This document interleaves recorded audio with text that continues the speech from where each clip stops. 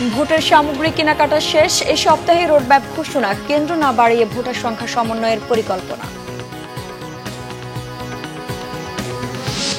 একদিন বাড়ল ডাকসু নির্বাচনের মনোনয়নপত্র সংগ্রহ ও দাখিলের সময়। পূর্ণাঙ্গ প্যানেল ঘোষণা শিবিরের, লেভেল প্লেয়িং ফিল্ড নেই অভিযোগ ছাত্রদলের। আমদানির খবরে কেটে যাচ্ছে পেঁয়াজ বাজারের অস্থিরতা, কেজি প্রতি দর কমেছে 5 থেকে 10 টাকা।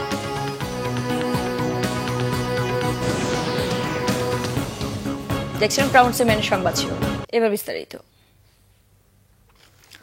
খসড়ার অনুমোদন পেলে চলতি সপ্তাহেই প্রকাশ করা হবে আসন্ন ত্রয়োদশ জাতীয় সংসদ নির্বাচনের কর্মপরিকল্পনা, জানালেন ইসি সচিব আখতার আহমেদ। বলেন, ভোট কেন্দ্র না বাড়িয়ে কেন্দ্রের ভোটার সংখ্যা বাড়িয়ে সমন্বয় করার সিদ্ধান্ত নিচ্ছে প্রতিষ্ঠানটি। আইনশৃঙ্খলা পরিস্থিতি নিয়ে এখন পর্যন্ত উদ্বেগের কোনো কারণ দেখছে না ইসি। রকুনুজ্জামানের প্রতিবেদন। ফেব্রুয়ারিতে এও সংসদ নির্বাচনের প্রস্তুতি নিচ্ছে নির্বাচন কমিশন। এরই মধ্যে স্বচ্ছ ব্যালট বাক্স, লক, সিল গালা, অফিসিয়াল সিল সহ 8 ধরনের সামগ্রী কেনাকাটা শেষ করেছে কমিশন। নির্বাচন সামনে রেখে সোমবার কমিশনের নেওয়া বিভিন্ন সিদ্ধান্ত তুলে ধরেন কমিশনের সিনিয়র সচিব। জানান, নির্বাচনী রোডম্যাপ খসড়া প্রস্তুত, অনুমোদন পেলেই চলতি সপ্তাহে প্রকাশ করা হবে। একটা কর্মপরিকল্পনার ব্যাপারে বলা হচ্ছিল, আমি বলেছিলাম যে আমরা এই সপ্তাহে এটা করব। হ্যাঁ, এটা কোঅর্ডিনেট করা হচ্ছে। কর্মপরিকল্পনার তো অনুবিভাগ আমাদের সম্পর্কিত এবং অন্যান্য প্রাসঙ্গিক বিষয়গুলো নিয়ে ড্রাফটটা করা হয়েছে। ড্রাফটটা এখন কমিশনে দিয়ে আমরা অ্যাপ্রুভ করবো। আমার বিশ্বাস যে এটা আমরা এই সপ্তাহের ভিতরে আপনাদেরকে দিতে পারবো। কমিশনের সিনিয়র সচিব আখতার আহমেদ জানান, ভোট কেন্দ্র বাড়ছে না, 3000 ভোটারের জন্য থাকবে একটি ভোট কেন্দ্র। নতুন 22টি রাজনৈতিক দলের তথ্য তদন্ত করতে মাঠ পর্যায়ে চিঠি দেওয়া হয়েছে বলেও জানান তিনি। রাজনৈতিক দলগুলোর প্রতীকের তফসিল আইন মন্ত্রণালয়ে মতামতের জন্য পাঠানো হয়েছে, যা এখনো ফিরে আসেনি। ভোট কেন্দ্রের সংখ্যা বাড়বে না এর অর্থ এই না যে অতীতে যা ছিল সেটাই একদম হুবহু এটা রাখতে হবে বা সংখ্যা যৌক্তিক বিবেচনায় যদি বাড়ে সেটা, কিন্তু ওই আমাদের যে পার ভোট কেন্দ্র জাতীয় নির্বাচনের সাথে সম্পর্কিত 3000 জনের জন্য একটা কেন্দ্র, সেই অনুযায়ী আমরা হিসাব করে আমাদের ধারণা যে ভোট কেন্দ্র না বাড়িয়েও শুধু ভোটার উপস্থিতির বিষয়টাকে যদি আমরা বিবেচনায় নেই, তাহলে আমরা হয়তো দেখা যাবে যে এটাকে সমন্বয় করতে পারছি। সীমানা পুনর্নির্ধারণে 82টি আসনের আপিল শুনানি 24 থেকে 27 আগস্ট পর্যন্ত হবে বলেও ব্রিফিংয়ে জানানো হয়। পরে প্রধান নির্বাচন কমিশনারের সাথে দেখা করতে আসে নির্বাচন গণতন্ত্র নিয়ে কাজ করা মার্কিন সংস্থা IRI। সংস্থাটির এশিয়া অঞ্চলের পরিচালক জানান, আগামী নির্বাচন গণতান্ত্রিক পরিবেশে নিশ্চিত করতে রাজনৈতিক দলগুলোকে কারিগরি সহায়তা দেবে মার্কিন রিপাবলিকান পার্টির সাথে সংশ্লিষ্ট এই সংগঠন। এছাড়াও ইনক্লুসিভ ডায়ালগ করতেও সহযোগিতা করবে তারা। নির্বাচনকে অংশগ্রহণমূলক করতে কোনো আলোচনা হয়নি বলেও জানান মার্কিন সংস্থাটির পরিচালক। So we will continue to provide technical assistance to political parties. So part of my visit to Dhaka this week is to engage parties on what assistance IRI could provide to political parties. And then, as I mentioned, we had talked to the commission about potentially fielding a free election assessment mission. Rokunuzzaman, Banglavision, Dhaka. নির্বাচন সামনে রেখে police, BGB, answer সহ আইন শৃঙ্খলা বাহিনীতে সৃজন ও শূন্য কিছু পদে নিয়োগ দেওয়া হয়েছে বলে জানিয়েছেন স্বরাষ্ট্র উপদেষ্টা মোহাম্মদ জাহাঙ্গীর আলম চৌধুরী। সচিবালয়ে আইন শৃঙ্খলা সংক্রান্ত উপদেষ্টা পরিষদ কমিটির 12তম সভা শেষে ব্রিফিংয়ে তিনি কথা জানান। স্বরাষ্ট্র উপদেষ্টা জানান, জাতীয় নির্বাচনের প্রস্তুতি হিসেবে পুলিশে 15,851, বিজিবিতে 4,469, আনসারে 5,551, কারা অধিদপ্তরে 1,558 এবং ফায়ার সার্ভিসে 208 জনকে নিয়োগ দেওয়া হয়েছে। উপদেষ্টা বলেন, মব জাস্টিস কমেনি, তবে চেষ্টা চলছে কমিয়ে আনার। এ সময় ফুল দেয়া না দেওয়ার বিষয় নয়, 15 আগস্টে কোনো ধরনের অপ্রীতিকর ঘটনা যেন না ঘটে সে ব্যাপারে নির্দেশনা দেওয়া ছিল বলে উপদেষ্টা জানিয়েছেন। বলেন, আইন শৃঙ্খলা বাহিনীর সদস্যদের অনুপস্থিতি থাকার ব্যাপারে পদক্ষেপ নেওয়ার বিষয়টি চলমান প্রক্রিয়া, তবে অযথা কেউ যেন হয়রানির শিকার না হয় সে ব্যাপারে সতর্ক থাকারও কথা বলেন তিনি। বিজিবি হলো 4,469 জন, আনসার হলো 5,551 জন, ফায়ার হলো 208 জন, আর কারা হলো 1,558 জন। এগুলি কিন্তু সব নতুন নিয়োগ। এই সরকার আসার পরে এই নিয়োগটা, কিছু পদ সৃজন হয়েছে আর বেশিরভাগই পদ সৃজন হয়েছে আর শূন্য পদও কিছু নিয়োগ দেওয়া হয়েছে।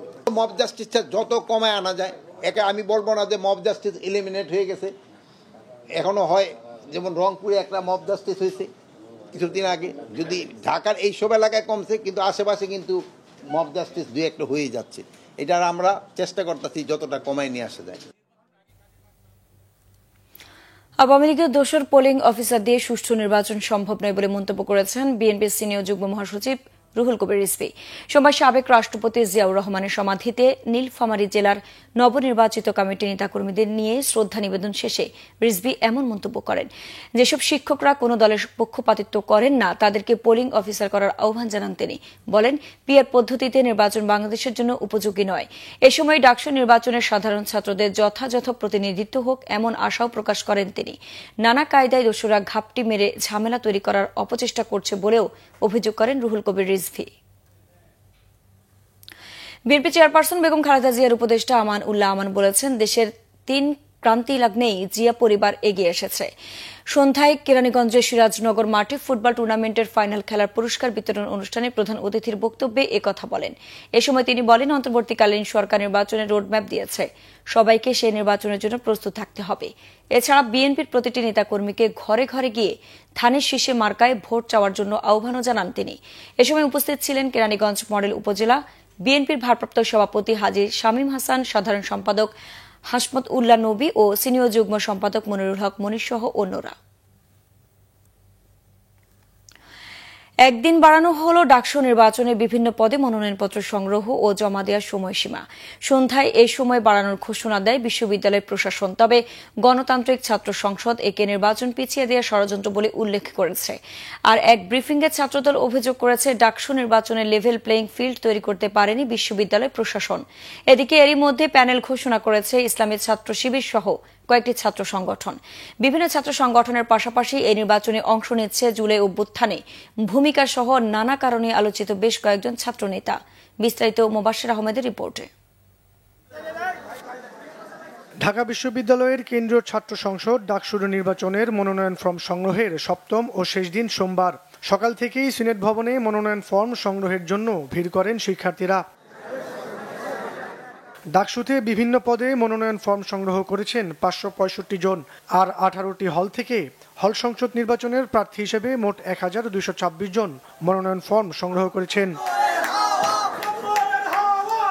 আর যেন ডাকসু করার জন্য আমাদের কখনো অনশনে বসতে না হয়, কখনো আমাদের রাজপথে নামতে না হয়, আন্দোলনে নামতে না হয়।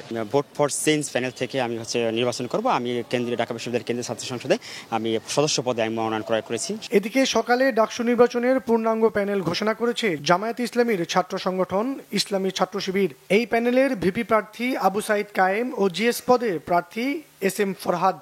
আমরা যে প্যানেল করেছি এবং শিক্ষার্থীরা, আমাদের অন্যান্য যে বন্ধুপ্রতিম ছাত্র সংগঠন এবং ইন্ডিপেন্ডেন্ট অ্যাক্টিভিস্টরা যে প্যানেলগুলো করছে, সব মিলে আমাদের যে নির্বাচন হতে যাচ্ছে সেটি একটি প্রাণবন্ত নির্বাচন হতে যাচ্ছে ইনশাআল্লাহ। ছাত্র অধিকার পরিষদও তাদের প্যানেল ঘোষণা করেছে। এই প্যানেল থেকে ভিপি পদে বিনিয়ামিন মোল্লা ও জিএস পদে সাবিনা ইয়াসমিন প্রতিদ্বন্দ্বিতা করবেন। আর আগামী দিনে ঢাকা বিশ্ববিদ্যালয় বিনির্মাণের যে শক্তি এখন সেটা শিক্ষার্থীদের হাতে। এর চেয়ে বিউটি অফ ডেমোক্রেসি ঢাকা বিশ্ববিদ্যালয়ে আর হয় না। ডাকসু নির্বাচন ছাড়া এটা আমরা কোনোভাবেই আসলে চিন্তা করতে পারতাম না। এছাড়া উমামা ফাতেমার নেতৃত্বে একটি পূর্ণাঙ্গ প্যানেল মাহিন সরকারকে ভিপি ও জালাল উদ্দিনকে জিএস করে আরও একটি প্যানেল মনোনয়ন ফর্ম তুলেছে। যাদের কাজ আছে, যোগ্যতা আছে এবং অভিজ্ঞতা আছে, ডিল করার মতো ক্যাপাসিটি আছে, সেরকম শিক্ষার্থীদেরকে দিয়ে আমরা আমাদের সম্পাদক প্যানেল এবং সদস্য প্যানেল এইটি সাজিয়েছি। এদিকে সন্ধ্যায় ডাকসু নির্বাচনের সার্বিক বিষয় নিয়ে সংবাদ সম্মেলন করেছে ছাত্রদল। এ সময় ডাকসু নির্বাচন কেন্দ্রিক বিভিন্ন অনিয়ম অভিযোগ তুলে ধরা হয়। জাতীয়তাবাদী ছাত্র দলের কিছু শিক্ষার্থী বোন এবং সাথে কিছু সাধারণ শিক্ষার্থী বোন তারা মনোনয়ন ফর্ম সংগ্রহ করতে যায়। ঠিক সেই সময় ফজিলাতুন্নেসা মুজিব হলের একদল উগ্র শিক্ষার্থী এই মনোনয়ন ফর্ম সংগ্রহে বাধা প্রদান করে মব উস্কিয়ে দিয়ে তাদেরকে ব্যাপকভাবে মানসিক হেনস্থা করে এবং শারীরিকভাবে নির্যাতন করার চেষ্টা করে। মনোনয়ন ফর্ম সংগ্রহের দিন শেষ হলেও মঙ্গলবার তা জমা দেওয়া যাবে। সুষ্ঠু ও নিরপেক্ষ নির্বাচনের মাধ্যমে যোগ্য নেতৃত্ব বেছে নেওয়ার প্রত্যাশা শিক্ষার্থীদের। মোবাশ্বের আহমেদ, বাংলা ভিশন, ঢাকা।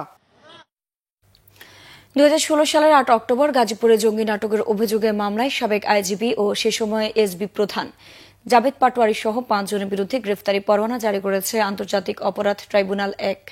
এদিন আশুলিয়া লাশ পোড়ানোর মামলায় মানবতা বিরোধী অপরাধের অভিযোগে শেখ হাসিনার বিরুদ্ধে আজ সাক্ষ্য দিয়েছেন এক শহীদের ভাই সহ 3 জন। ওবায়দুল্লাহ মামুনের প্রতিবেদনে বিস্তারিত। 2016 সালে দেশের বিভিন্ন জায়গা থেকে ইসলামী মনোভাবাপন্ন 7 যুবককে আটক করে পুলিশের এসবি ও কাউন্টার টেরোরিজম ইউনিট। তাদের মধ্যে একজন ছিলেন যাত্রাবাড়ি মাদ্রাসার ছাত্র ইব্রাহিম। গাজীপুরের জয়দেবপুরে 2016 সালের 8 অক্টোবর জঙ্গি নাটক সাজিয়ে সেদিন তাদেরকে নির্মমভাবে হত্যা করা হয় বলে সোমবার আদালতে অভিযোগ উপস্থাপন করে প্রসিকিউশন। সন্তানকে গুম ও হত্যার দায়ে আদালতে একটি অভিযোগ দায়ের করেন মাদ্রাসার ছাত্র ইব্রাহিমের বাবা। এ ঘটনায় তৎকালীন পুলিশের সাবেক এসবি প্রধান ও পুলিশের মহাপরিদর্শক জাবেদ পাটোয়ারি সহ 5 জনের বিরুদ্ধে গ্রেপ্তারি পরোয়ানা জারি করে আন্তর্জাতিক অপরাধ ট্রাইব্যুনাল 1। অন্য আসামিরা হলেন তৎকালীন গাজীপুরের পুলিশ সুপার হারুনুর রশিদ, ডিএমপির সিটিটিসির সাবেক প্রধান মনিরুল ইসলাম ও বগুড়ার তৎকালীন এসপি ও এএসপি। বিচারপতি গোলাম মর্তুজা মজুমদারের নেতৃত্বে 3 সদস্যের বিচারিক প্যানেল এ আদেশ দেয়। শুনানি করেন প্রসিকিউটর গাজী MH তামিম। গুম এবং বিচার বহির্ভূত হত্যার অপরাধ, যেটি মানবতা বিরোধী অপরাধেরই একটি অংশ হিসাবে তদন্ত সংস্থা প্রাথমিকভাবে প্রমাণের সত্যতা পেয়েছে। তারই ভিত্তিতে এই 5 জনের বিরুদ্ধে একটি গ্রেফতারের আবেদন তদন্ত সংস্থা আমাদেরকে জানিয়েছিল। আমরা আন্তর্জাতিক অপরাধ ট্রাইব্যুনালে সাবেক আইজিপি জাবেদ পাটোয়ারি সাহেব সহ 5 জনের বিরুদ্ধে গ্রেফতারি পরোয়ানার আবেদন করেছিলাম। মাননীয় ট্রাইব্যুনাল তাদের বিরুদ্ধে গ্রেফতারি পরোয়ানা জারি করেছে। এদিকে জুলাই আন্দোলনে সাভারে লাশ পোড়ানোর মামলায় সাবেক প্রধানমন্ত্রী শেখ হাসিনা ও সাবেক স্বরাষ্ট্রমন্ত্রী আসাদুজ্জামান খান কামাল সহ 3 জনের বিরুদ্ধে 5ম দিনের মতো সাক্ষ্য নেওয়া হয়েছে। এদিন আদালতে সাক্ষ্য দেন শহীদ ইমাম হাসান তাইমের ভাই, প্রত্যক্ষদর্শী জসিমউদ্দিন ও জুলাই যোদ্ধা এনাম। প্রসিকিউশনের পক্ষে আদালতে শুনানি করে প্রসিকিউটর মিজানুল ইসলাম। যাকে আশুলিয়ায় হত্যা করা হয়েছিল এবং লাশ পুড়িয়ে দেওয়া হয়েছিল, সেই মর্মান্তিক ঘটনার ভিডিও উনি প্রদর্শন করেছেন এবং নিজের ছেলেকে শনাক্ত করেছেন। লাশ পোড়ানোর আগে ধ্যানে তোলা ছিল সেই অবস্থাটা। সকাল 11টায় সাক্ষ্য গ্রহণ শুরু হয়ে চলে বিকেল 5টা পর্যন্ত। ওবায়দুল্লাহ মামুন, বাংলা ভিশন, ঢাকা। প্রকৃতির প্রতি সদয় হতে সবার প্রতি আহ্বান জানিয়েছেন প্রধান উপদেষ্টা ডক্টর মোহাম্মদ ইউনূস। প্রকৃতি প্রতিবেশ নষ্ট হলে মাছ উৎপাদন একসময় বন্ধ হয়ে যাবে বলেও শঙ্কা প্রকাশ করেন। গভীর সমুদ্রে মৎস্য আহরণের সুযোগকে কাজে লাগানোর উপর বিশেষ গুরুত্ব দেন প্রধান উপদেষ্টা। রিপোর্ট করছেন সিকান্দার রেমান। জাতীয় মৎস্য সপ্তাহ উপলক্ষে চীন মৈত্রী সম্মেলন কেন্দ্রে আলোচনা সভার আয়োজন করে মৎস্য ও প্রাণী সম্পদ মন্ত্রণালয়। আলোচনায় অংশ নিয়ে প্রধান উপদেষ্টা ডক্টর মোহাম্মদ ইউনূস বলেন, জলাশয়ের দূষণ ও জলবায়ু পরিবর্তনের কারণে মৎস্য উৎপাদনে ক্ষতিকারক প্রভাব পড়ছে।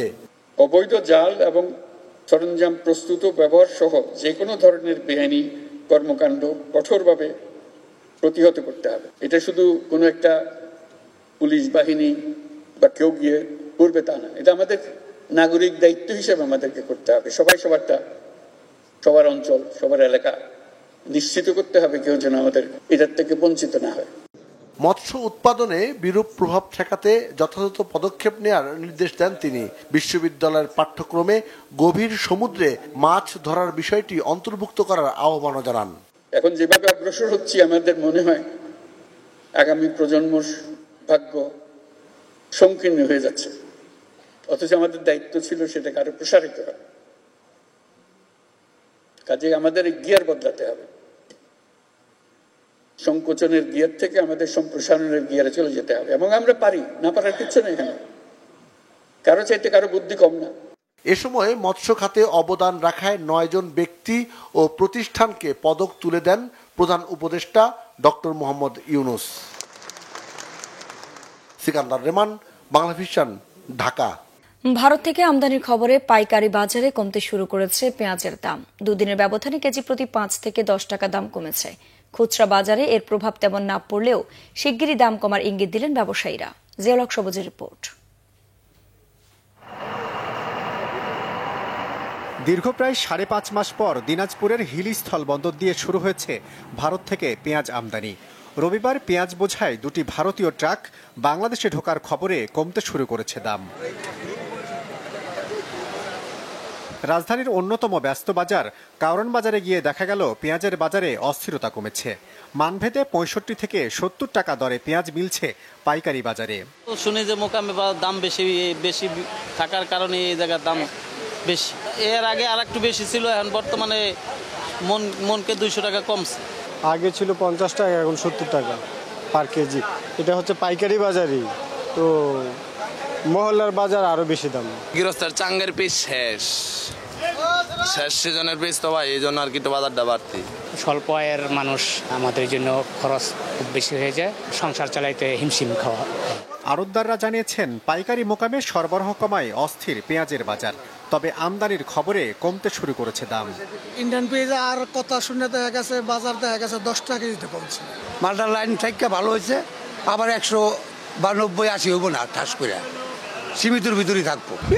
পাঠি ধরে রাখছে, দাম কম, 3100 বেচছে একদিন, ও অনেক 2500 বেচবো, দেখা গেল পরে 2000 বেচবো, 2500 বেচবো না। সরবরাহ আরো বাড়লে খুচরা বাজারে পেঁয়াজের দাম আরো কমবে, এমন আশ্বাস ব্যবসায়ীদের। জিয়াউল হক সবুজ, বাংলা ভিশন, ঢাকা। ঋণের নামে 858 কোটি টাকা আত্মসাতের অভিযোগে এক্সিম ব্যাংকের সাবেক চেয়ারম্যান ও নাসা গ্রুপের কর্ণধার নজরুল ইসলাম সহ 21 জনের বিরুদ্ধে মামলা করেছে দুর্নীতি দমন কমিশন। রাজধানীর সেগুনবাগিচে কমিশন কার্যালয়ে ব্রিফিংয়ে প্রতিষ্ঠানটির মহাপরিচালক আক্তার হোসেন জানান, এ ঘটনায় মদিনা ডেটস অ্যান্ড নার্সের প্রোপ্রাইটার মোজাম্মেল হোসাইনের বিরুদ্ধেও মামলা হয়েছে। এছাড়া চটপটির দোকান দেখিয়ে 80 কোটি টাকা আত্মসাতের অভিযোগে এস আলম গ্রুপের চেয়ারম্যান সাইফুল আলম সহ 20 জনের বিরুদ্ধে মামলার অনুমোদনও দিয়েছে দুদক। প্রতিষ্ঠানটির মহাপরিচালক জানান, ফার্স্ট সিকিউরিটি ইসলামী ব্যাংক থেকে অন্তত 234 কোটি টাকা ঋণের নামে অর্থ লোপাটের অভিযোগ অনুসন্ধান করতে গিয়ে তারা এ তথ্য পেয়েছেন। এছাড়া সন্দেহজনক লেনদেন ও অবৈধ সম্পদ অর্জনের অভিযোগে যশোর 3 এর সাবেক এমপি কাজী নাবিল আহমেদের বিরুদ্ধে মামলা হয়েছে।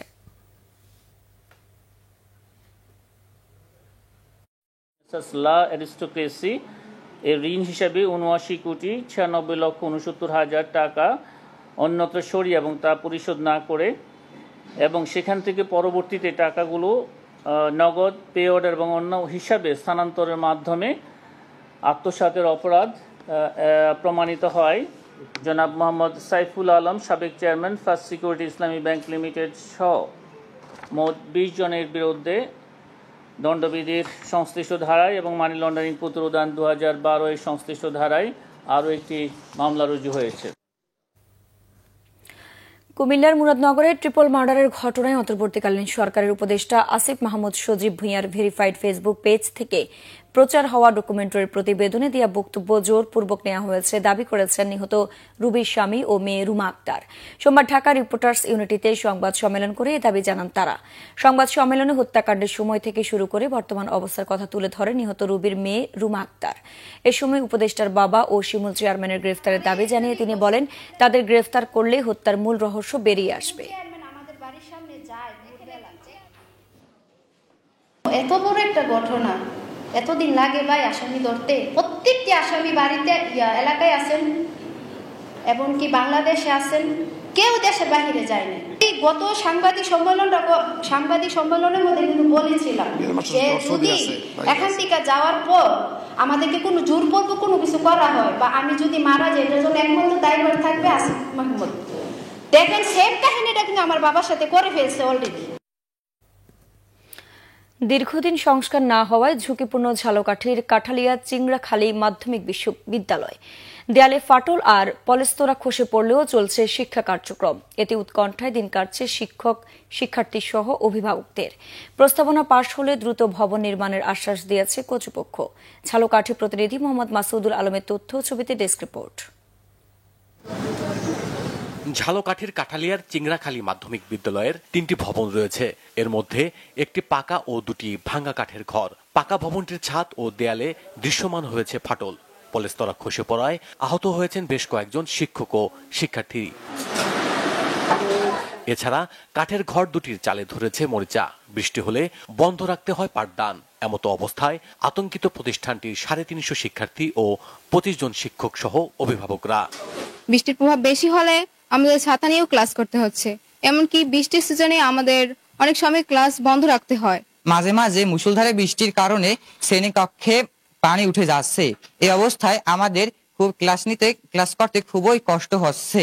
অত্যন্ত নিম্নমানের নির্মাণ সামগ্রীর কারণে আজকে ভবনের ছাদের পলেস্তারা খসে পড়তেছে এবং চারদিকে ইট বের হয়ে গেছে। আমার ছেলে সন্তান স্কুলে পাঠাইয়া সবসময় চিন্তায় থাকতে হয় কখন জানি একটা দুর্ঘটনা ঘটে। যে কোনো মুহূর্তে বিদ্যালয় ক্রাশ করতে পারে, বিদ্যালয়ের শিক্ষার্থী এবং শিক্ষক সহ মারাত্মক দুর্ঘটনায় আমরা পড়ে যেতে পারি। বন্যা দুর্গত এলাকা হওয়ার কারণে প্রায় অতিবৃষ্টির ফলে তো মাঠ, ক্লাসরুম পানি উঠে যায়। নতুন ভবন নির্মাণের শিক্ষা প্রকৌশল অধিদপ্তরে প্রস্তাবনা পাঠানো হয়েছে বলে জানায় কর্তৃপক্ষ। বাস্তবায়নের জন্য আমরা এডিপি থেকে ওখানে 1 লক্ষ টাকা বরাদ্দ করেছি, সেই কার্যক্রম চলমান আছে। শিক্ষা প্রকৌশল অধিদপ্তরে উপজেলা থেকে এখানে একটা নতুন ভবন এবং জরাজীর্ণ ভবন মেরামত করার জন্য পত্র প্রেরণ করেছি। বিভাগীয়ভাবে তাদের ভবন বরাদ্দ হতে পারে, এই জন্য আমাদের উদ্যোগ আছে। দ্রুত প্রতিষ্ঠানটির ভবন নির্মাণে সরকার কার্যকরী পদক্ষেপ গ্রহণ করবে এমন প্রত্যাশা স্থানীয়দের। Bangla vision news desk. সংবাদ শেষ করব ক্রাউন সিমেন্ট শিরোনামগুলো আরেকবার জানিয়ে। ভোটের সামগ্রী কেনাকাটা শেষ, এই সপ্তাহে রোডম্যাপ ঘোষণা, কেন্দ্র না বাড়িয়ে ভোটার সংখ্যা সমন্বয়ের পরিকল্পনা। একদিন বাড়ল ডাকসু নির্বাচনের মনোনয়নপত্র সংগ্রহ ও দাখিলের সময়, পূর্ণাঙ্গ প্যানেল ঘোষণা শিবিরে লেভেল প্লেইং ফিল্ড নেই অভিযোগ ছাত্রদলের। আমদানির খবরে কেটে যাচ্ছে পেঁয়াজের বাজারের অস্থিরতা, কেজি প্রতি দর কমেছে 5 থেকে 10 টাকা।